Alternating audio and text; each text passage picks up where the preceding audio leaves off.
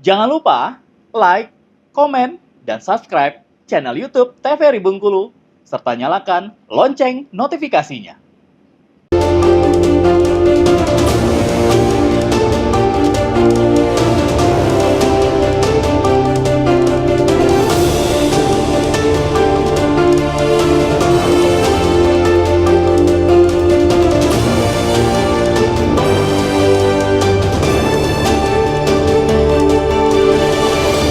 Ya pemirsa, waktu dan kesehatan adalah dua aset berharga yang tidak dikenali dan dihargai sampai dengan keduanya hilang.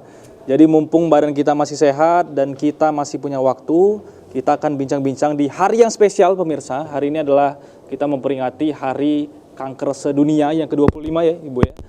Jadi kita berharap tentunya di hari yang spesial ini tentunya akan semakin banyak orang yang terselamatkan dengan edukasi yang kita lakukan pada hari ini. Amin amin ya robbal alamin. Tentunya bersama saya Pusu Siregar, Berendo TVRI Bengkulu, edisi hari ini dengan tema Bersatu dalam Tujuan Kita, Unik dalam Kebutuhan Kita.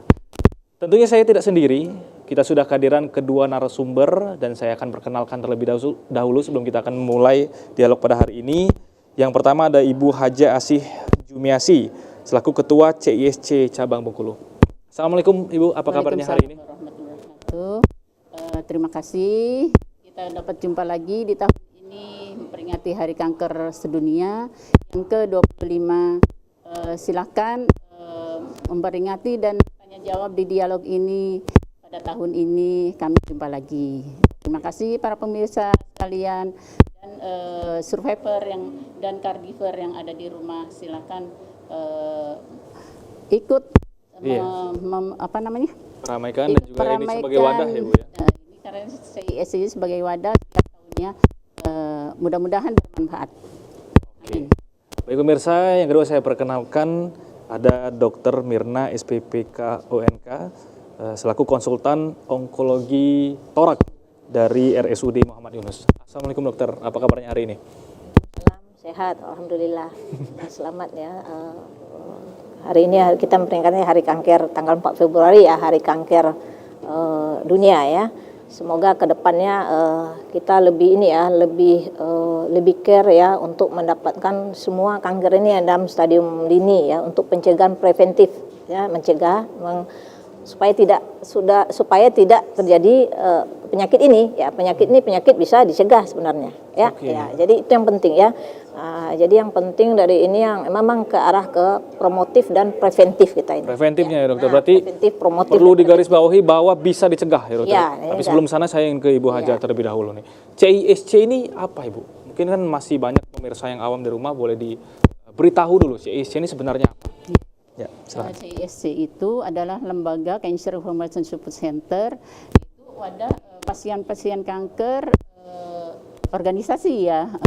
Lembaga ini didirikan di Indonesia ini bulan April ya, 3 April 2003. Nah, berdiri di Indonesia. Di Bengkulu, kebetulan pas dilantik itu sudah hadir dokter onkologi, waktu itu baru satu ya, Dr. Dian Kurnia. Di tahun 2018 dia hadir, tahun 2019 kami dilantik untuk mendirikan komunitas lembaga information ini di Bengkulu. Waktu itu di daerah ya dilantik 2019, dan waktu itu dokter onkologi belum punya ruangan. Nah, setelah ada CISC alhamdulillah dapat ruangan, dan kami usul juga dari CISC itu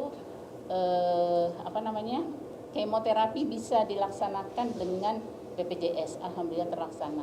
Oke. Untuk pertama kali berdiri CISC di Bengkulu ini, kami sudah bisa melayani pasien kemo ya. Oke, berarti secara keanggotaan CISC ini adalah para penderita kanker ya. Dan itu ketuanya juga harus penderita yang sudah pengalaman, maksudnya yang jadi sudah dalam pengalaman dia pengobatan di cancer itu sendiri. Yang masih sehat belum bisa gabung berarti ya Bu ya?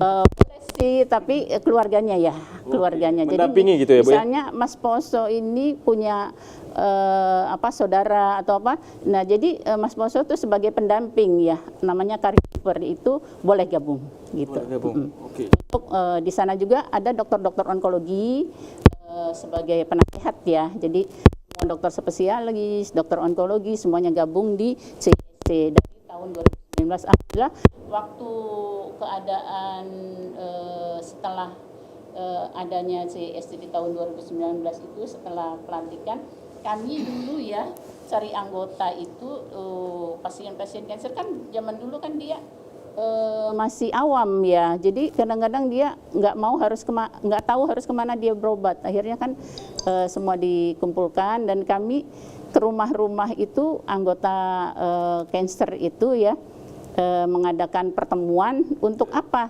Untuk edukasi dan misalnya dokter onkologinya diundang. Waktu itu baru 2 ya, dokter onkologinya itu baru ada dokter Dian Kurnia dan dokter Taufik Hidayat, onkologi obsin sama onkologi umum ya. Jadi itu kami sampai ini kan udah lama-lama banyak ya orang. Jadi wadah sharing bagi para penderita. Iya, karena kadang ketidaktahuan itu jauh lebih berbahaya daripada penyakitnya sendiri, Bu ya. Betul. Oke. Jadi kami ngasih semangat, makanya dengan apa ya, edukasi terus dengan dokter onkologinya kami alhamdulillah apa namanya tuh bersatu gitu untuk berobat ke medis gitu aja. Intinya adalah orientasinya adalah menuju sehat gitu ya, Bu. Para penderita tetap harus berjuang untuk mendapatkan kesehatannya. Oke, saya ingin ke dokter. Dokter, biasanya apa aja sih, Dok, gejala awal yang memang biasanya disepelekan ya oleh para penderita, nantinya akan jadi penderita tapi oleh masyarakat suka disepelekan untuk kanker ini, khususnya kanker paru, Dokter? Oke. Ya, begini Mas, kalau gejala kanker paru itu ya sama juga dengan gejala-gejala ini, gejala paru pada umumnya, ya. Cuma kanker paru ini ada faktor risiko yang penting kita ketahui ya. Kanker paru, untuk terjadi kanker paru itu, kalau penyebab yang pasti sekarang kan kanker paru itu belum jelas ya, cuma ada faktor risiko.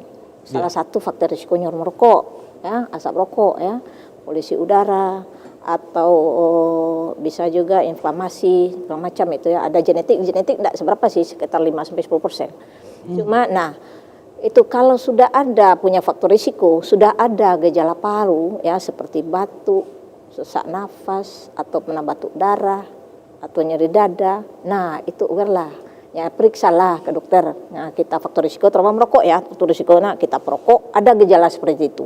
Nah itu harus kita sudah harus periksakan ya ke layanan kesehatan ya, karena sekarang sudah mulai ada programnya tuh untuk deteksi dini dan screening untuk kanker paru dari program dari Kemenkes yang sebentar lagi mungkin akan dijalankan itu ya.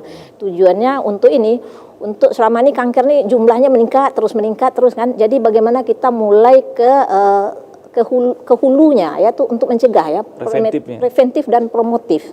Kalau promotif tuh edukasi ke masyarakat bagaimana mengenai kanker ini, apa faktor risikonya ya.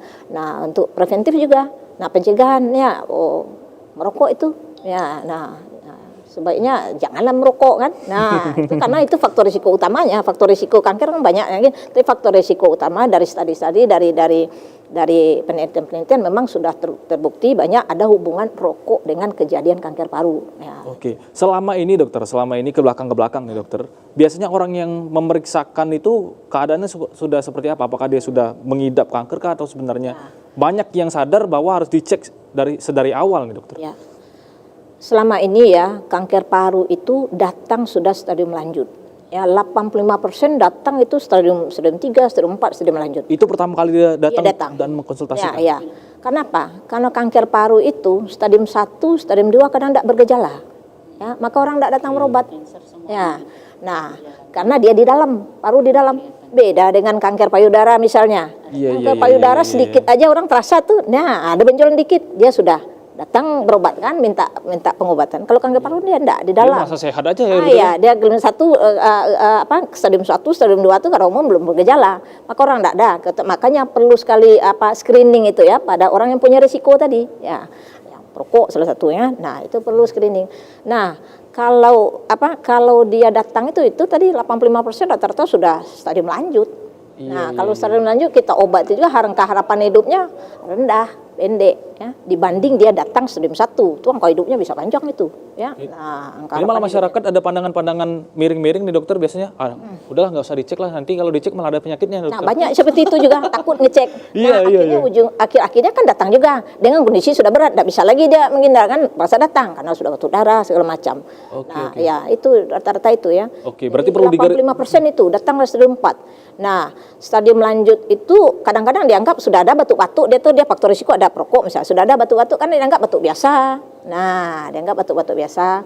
Kadang ya tergantung pendidikan pasien juga ya. Kadang berobat alternatif dulu, berobat ini dulu. Nah, nanti sudah datang ke layanan kesehatan ya sudah stadium 4 itu. Sudah terlambat gitu ya dokter? Terlambat ya, sudah telat ya, sudah namanya telat sih tetap diobat, cuma angka harapan hidupnya tentu lebih pendek dibanding orang yang datang di stadium awal, stadium dini, stadium 1, stadium 2 kan dia ada kanker itu belum kemana-mana. Kalau stadium 4 tuh sudah metastase dan menjalar kemana-mana, tidak di situ aja, tidak di rongga torak, tidak di dada, di paru aja lagi, sudah menyebar kemana-mana. Nah itulah angka harapan hidupnya lebih pendek dibanding orang kanker paru yang cepat ketahuan stadium 1 ya.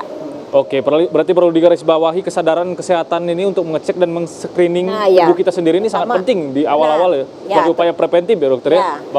Dan juga karena sekalipun kita merasa tubuh kita sehat, kalau tidak dicek oleh tenaga medis sebenarnya kita tidak tahu apa yang ada di dalam badan kita. Semakin menarik obrolan kita akan jeda terlebih dahulu, kita akan lanjutkan di segmen berikutnya. Pemirsa jangan kemana-mana, tetap di Beranda TVRI Bengkulu.